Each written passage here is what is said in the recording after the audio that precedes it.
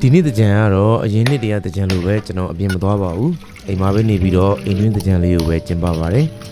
ပြင်မှာလည်းနေရမ်းပူပါတယ်ပြင်ထွက်တဲ့သူတွေအားလုံးတကယ်ကျမယူလည်းကျူးဆက်ရပါခင်ဗျာနေရမ်းပြင်ပါတယ်အပူချက်မှာဆိုလို့ပါ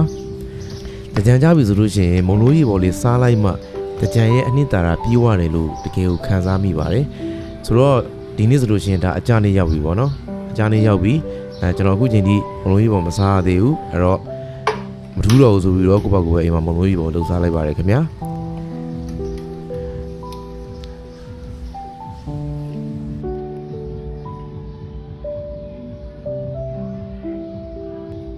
အခုဆိုရင်တော့မလို့ရီပေါ်လေးရပြီပဲဖြစ်ပါတယ်ခင်ဗျာ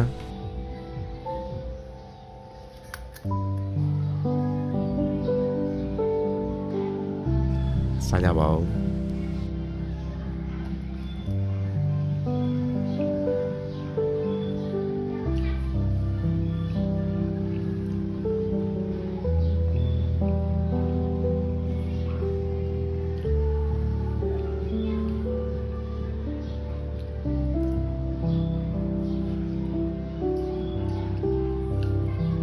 အားလုံးပဲပျော်ရွှင်စရာနှစ်သက်သိဉာဏ်လေးဖြစ်ပါစေခင်ဗျာအားလုံးကျွန်တော်ဆုတောင်းပေးလိုက်ပါတယ်တတား